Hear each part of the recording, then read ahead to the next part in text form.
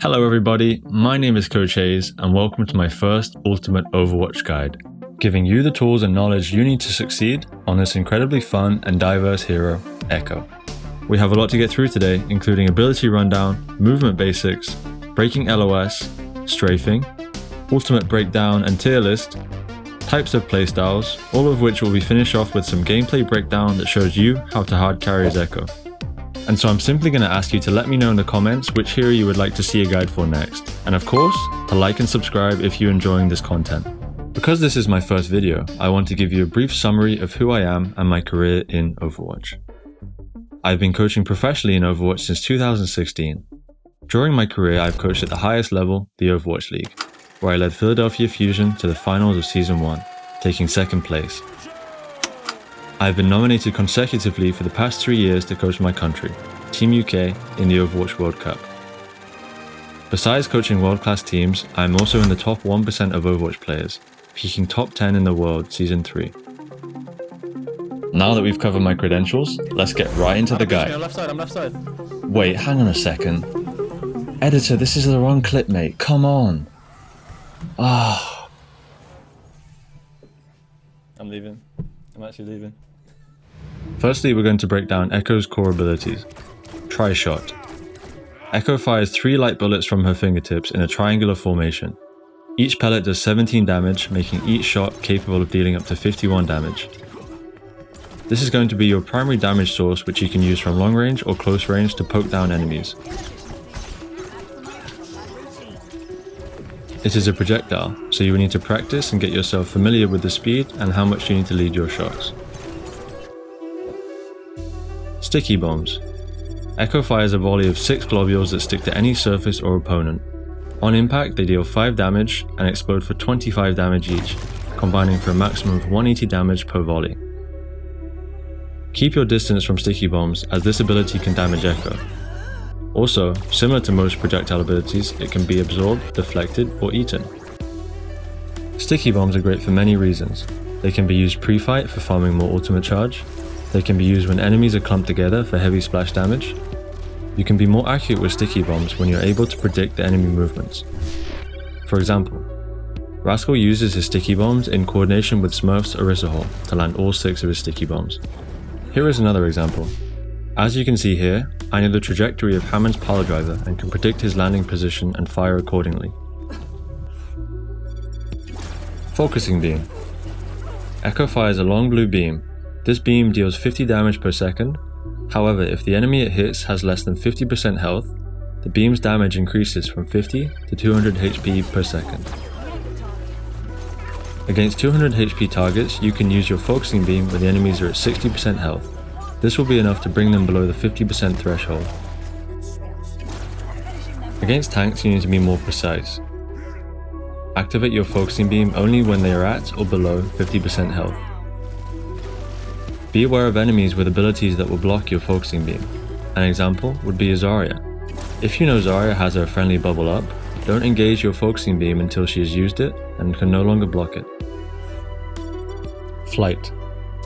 Echo takes flight, being able to freely move through the air for 3 seconds. Holding jump causes Echo to rise, while holding crouch causes her to descend. This ability can be manually cancelled by pressing the ability key again. Glide. As long as the jump button is held, Echo will float gently downwards where she would otherwise fall. She also moves faster horizontally while gliding downward. To maximize your time spent in the air, start your flight from high grounds.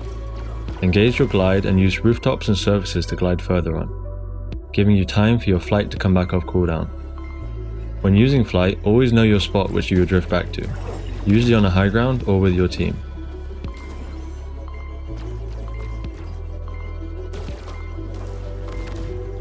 DPS combo. Typically as Echo, your primary goal is to weaken down the enemy to a point where you can finish them off with focusing beam.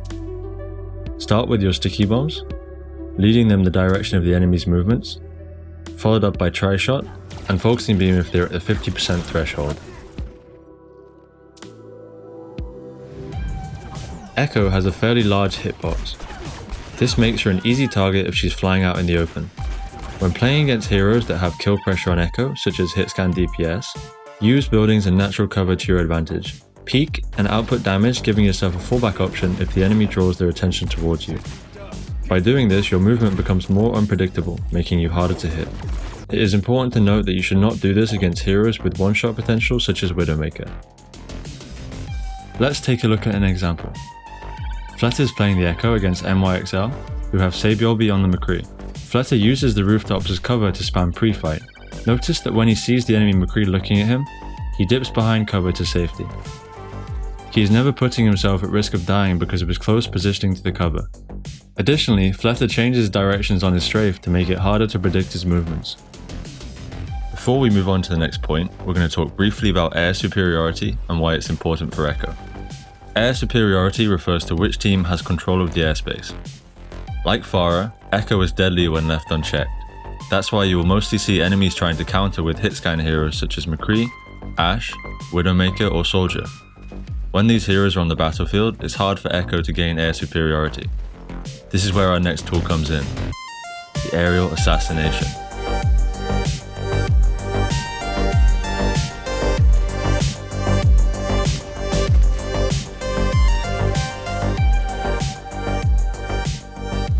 Now that we've shown you what it's like to be on the receiving end of the aerial assassination, let's teach you how to execute it.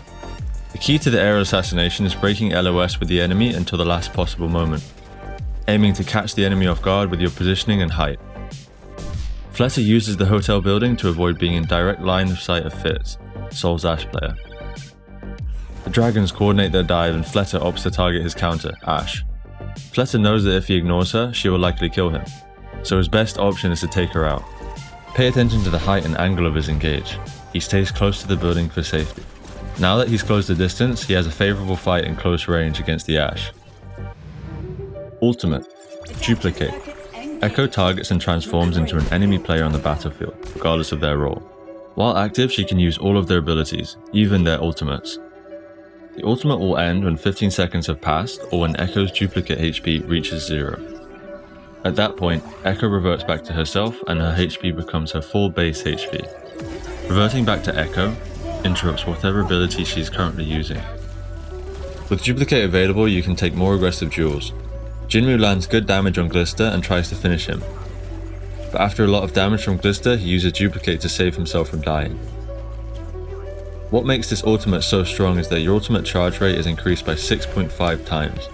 Meaning that you have the potential to build numerous ultimates in the 15-second time period. Some heroes are more effective when it comes to cloning your enemies, and I've created a basic tier list of heroes which you should generally prioritize first. Because Overwatch is a very situational game and many things can change based on your team composition and the enemies, this tier list should not be taken as concrete, more like a general guideline.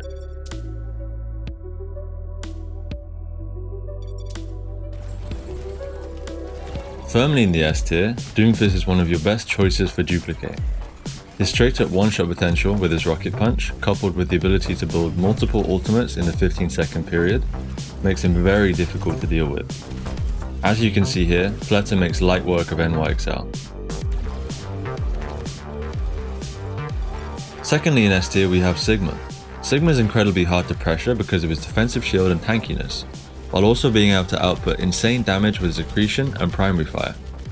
Not only this, but flight and duplicate give you opportunities to play in positions where Sigma wouldn't usually be able to get. Use your flight and glide to position yourself on an off angle or high ground position for maximum impact. With the boosted charge rate, Sombra can build an EMP incredibly fast, greatly impacting and shutting down the enemies with this insane team fighting ultimate. Again, pay attention to how he uses flight and glide to position himself on the high ground. From this position, Fleta can control the fight and build his EMP with ease.